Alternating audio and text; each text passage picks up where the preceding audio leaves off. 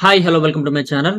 కేంద్ర రాష్ట్ర ప్రభుత్వాలు సంయుక్తంగా లేదా ఇండివిజువల్ గా ఎన్నో పథకాలను అయితే ప్రవేశపెడుతున్నాయి. ఈ పథకాలను ప్రవేశపెడుతున్నా కూడా వాటికి సంబంధించి బడ్జెట్ ను విడుదల చేస్తున్నా కూడా చాలా మంది ఈ పథకాలను ఉపయోగించుకోకపోవడం వల్ల ఆ పథకాలకు కేటాయించిన డబ్బు అంత వృధాగా పోతుంది. సో ఇలా వృధాగా పోతుంది అని చెప్పేసి కేంద్ర ప్రభుత్వం కొత్త పథకాలను కూడా అమలు చేయడానికి ఆసక్తి అనేది చూపించడం లేదు. దీనివల్ల చిన్న మధ్యతరగతి వాళ్ళు ఇబ్బందులకు గురవుతూ ఉన్నారు. ఈ పథకాలను అమలు చేసిన వెంటనే లేదా 1 సంవత్సరానికో వీటిని గనుక యుటిలైజ్ చేసుకుంటే కొత్త పథకాలను కేంద్ర ప్రభుత్వం అందుబాటులోకి తీసుకొచ్చే అవకాశం ఉంటుంది. కానీ తీసుకొచ్చిన పథకాలనే ఉపయోగించుకోకపోవడం వల్ల కేంద్రం, రాష్ట్రం కొత్త పథకాలను కూడా అమలు చేయడానికి ఆలోచన అనేది చేస్తూ ఉంది. ఇప్పుడు చెప్పబోయే పథకం కింద 60 కోట్లు అయితే సెర్ప్ దగ్గర కేంద్ర ప్రభుత్వం ఉంచింది. ఏం మాట్లాడుతున్నావురా? నరాలు కట్ అయిపోయింది. కానీ 60 కోట్లు కేటాయించినా కూడా ఒక్క అప్లికేషన్ అనేది పథకం కోసం రాకపోవడంతో ఈ పథకంపై కేటాయించినటువంటి డబ్బు సెర్ప్ వద్దే ఇప్పుడు ఉండిపోయింది. కేంద్ర ప్రభుత్వం ప్రవేశపెడుతున్నటువంటి ఎన్నో పథకాల గురించి ప్రభుత్వ ఉద్యోగులు మరియు సామాన్య ప్రజలకు తెలియదు. ఈ ప్రభుత్వ ఉద్యోగులు తెలుసుకొనైనా సామాన్య ప్రజలకు అవగాహన కల్పిస్తారు అంటే వారికి కూడా తెలియదు.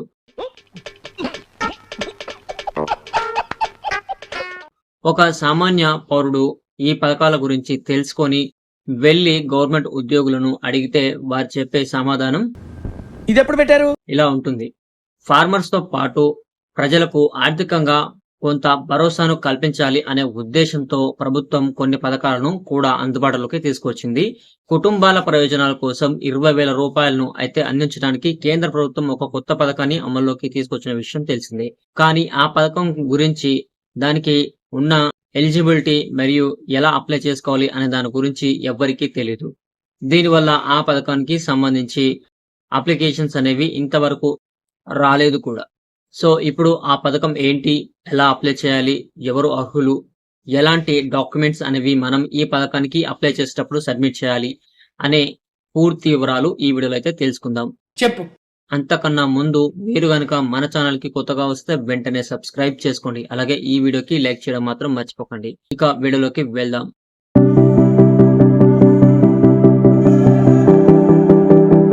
ఒక కుటుంబం విజయవంతంగా తన యొక్క బ్రతుకు కొనసాగించాలి అంటే ఖచ్చితంగా ఆ కుటుంబ పెద్ద పని చేస్తూ ఉండాలి. ఒకవేళ ఆ కుటుంబ పెద్ద అకస్మాత్తుగా యాక్సిడెంట్ లోనో లేదంటే మామూలుగానో చనిపోతే ఆ కుటుంబ పరిస్థితి ఎలా ఉంటుంది? ఇక అది చెప్పనక్కర్లేదు. కుటుంబం వీధిన పడాల్సి వస్తుంది.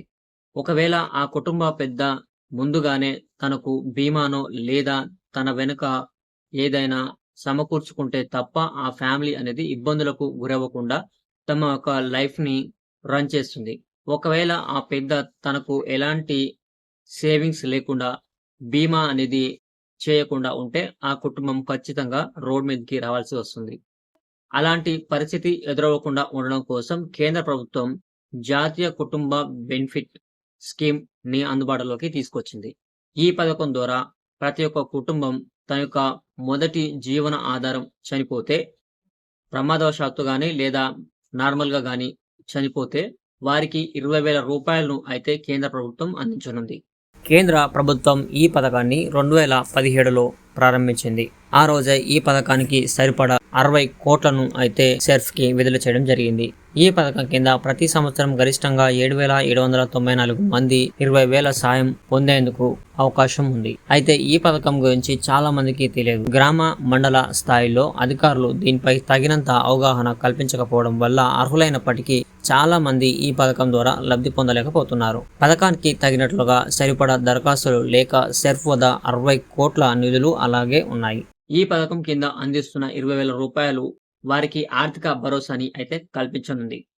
ఈ స్కీమ్ అందుబాటులోకి తేవడం వల్ల పేద మధ్యతరగతి కుటుంబాలు అయితే బెనిఫిట్ పొందనున్నాయి. ఈ పథకం యొక్క ముఖ్య ఉద్దేశం ఏంటి అంటే, ప్రాథమిక జీవనోపాధారుడు మరణిస్తే మరణానికి కారణం ఏదైనా సరే దుఃఖంలో ఉన్న కుటుంబాలకు ఆర్థిక సహాయం అందించడం, మరణించిన పేదల కుటుంబంలో జీవించి ఉన్న సభ్యునికి కుటుంబ ప్రయోజనం చెల్లించడం.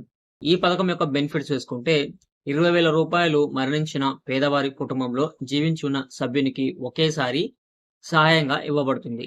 స్థానిక విచారణ తర్వాత కుటుంబ యజమానిని ఇంటి యజమాని అని తెలుసుకొని కుటుంబంలో సంపాదనదారుడు మరణించిన ప్రతి కేసుకు సహాయం అయితే అందించబడుతుంది. ఇక్కడ అప్లికేషన్ రిజెక్ట్ అవుతుంది అనేది ఉండదు. మీరు అన్ని డాక్యుమెంట్స్‌తో సహా అప్లికేషన్ అనేది పెట్టుకుంటే మీకు వెంటనే అప్రూవల్ అనేది ఇస్తుంది. మీ ఎంఆర్ఓ గాని లేదా వీఆర్ఓ గాని డెత్ సర్టిఫికేట్ అనేది ఇష్యూ చేస్తారు కదా! సో, వాళ్ళు ఇష్యూ చేసేటప్పుడే ఈ పథకానికి మీరు అప్లై చేసుకుంటే, వాళ్ళు ఇష్యూ చేసిన వెంటనే మీరు ఈ పథకానికి ఆ సర్టిఫికేట్స్ అనేవి అటాచ్‌మెంట్ చేసి వాళ్ళకి ఎంఆర్ఓ ఆఫీస్‌లో ఇచ్చేస్తే మీకు ఈ పథకానికి ఎలిజిబుల్ అనేది జరుగుతుంది. ఈ పథకానికి వచ్చి ఎలిజిబిలిటీ ఒకసారి చూసుకున్నట్టయితే, దరఖాస్తుదారుడు భారత పౌరుడిగా ఉండాలి. బీపీఎల్ దిగువన నివసిస్తున్న వారై ఉండాలి. దరఖాస్తుదారు కుటుంబానికి ఇప్పుడు ఎవరైతే చనిపోయారో ఆ వ్యక్తి మీ కుటుంబానికి ప్రాథమికంగా అంటే మొదటి జీవనోపాధి తీసుకొచ్చే వ్యక్తి అయి ఉండాలి. మరణించేటప్పటికి ఆ వ్యక్తి వయస్సు 18 సంవత్సరాల నుంచి 60 ఏళ్లలోపు ఉండాలి. దరఖాస్తుదారు కుటుంబానికి తదుపరి ప్రాథమిక జీవనోపాధి పొందే వ్యక్తి అంటే మీ తర్వాత చనిపోయిన వ్యక్తి తర్వాత ఎవరైతే ఆ ఫ్యామిలీని హ్యాండిల్ చేస్తారో వాళ్ళకి ఈ డబ్బులనేది డీపీటీ ప్రాసెస్ అంటే డైరెక్ట్‌గా మీ అకౌంట్‌లోనే ఈ డబ్బనేది జమ అవ్వడం జరుగుతుంది. ఈ పథకానికి సంబంధించి డాక్యుమెంట్స్ ఒకసారి చూసుకుంటే, మరణించిన వ్యక్తి ఎవరైతే ఉన్నారో ఆ వ్యక్తికి సంబంధించి death certificate, address proof, identification card, ration card లేదా కుటుంబ సభ్యుని యొక్క ఐడీ అయితే ఇక్కడ సబ్మిట్ చేయాల్సి ఉంటుంది. వ్యక్తి చనిపోయిన తర్వాత ఆ వ్యక్తి ద్వారా వచ్చే డబ్బులను ఎవరైతే సెకండరీ వ్యక్తి ఉన్నారో ఆ డబ్బు తాను చనిపోయిన తర్వాత ఆ డబ్బు నాకు అందాలి అని అనుకుంటున్నారో వాళ్ళకు సంబంధించి ఒకసారి డాక్యుమెంట్ చేసుకుంటే identification card, address proof, age proof, కుటుంబ ఐడి, ఆధార్ సీడెడ్ బ్యాంక్ ఖాతా, పోస్ట్ ఆఫీస్ ఖాతా వివరాలు, పాస్‌పోర్ట్ సైజ్ ఫోటోస్ ఇవి మీరు ఈ అప్లికేషన్ చేసే టైంలో అయితే సబ్మిట్ చేయవలసి ఉంటుంది. అప్లికేషన్ 2 రకాలుగా అయితే చేసుకోవచ్చు. ఇక్కడ ఆన్‌లైన్‌లో చేసుకోవచ్చు. ఆఫ్‌లైన్‌లో చేసుకోవచ్చు. మీరు ఆఫ్‌లైన్‌లో చేసుకోవాలి అనుకుంటే ఇప్పుడు చెప్పినటువంటి సర్టిఫికేట్స్ ఏవైతే ఉన్నాయో ఆ సర్టిఫికేట్స్ అన్నీ మీరు మీ ఎంఆర్ఓకి ఈ అప్లికేషన్ ఇచ్చేటప్పుడు జత చేసి ఇవ్వాల్సి ఉంటుంది. ఒకవేళ మీరు ఆన్‌లైన్‌లో గనుక అప్లై చేసుకోవాలి అనుకుంటున్నట్లయితే ఇక్కడ కనిపిస్తున్నటువంటి వెబ్‌సైట్‌లోకి వెళ్లి మీరు నేషనల్ ఫ్యామిలీ బెనిఫిట్ స్కీమ్ అని టైప్ చేయండి. అక్కడ మీకు ఈ పోస్ట్ అయితే కనిపిస్తుంది. ఈ పోస్ట్‌లోకి వెళ్లి మీరు స్క్రోల్ చేస్తే మీకిక్కడ అప్లికేషన్ అనే ఆప్షన్ కనిపిస్తుంది. ఆన్‌లైన్ అప్లికేషన్ అని. అక్కడికి వెళ్లి మీరైతే అప్లై అనేది చేసుకోవచ్చు.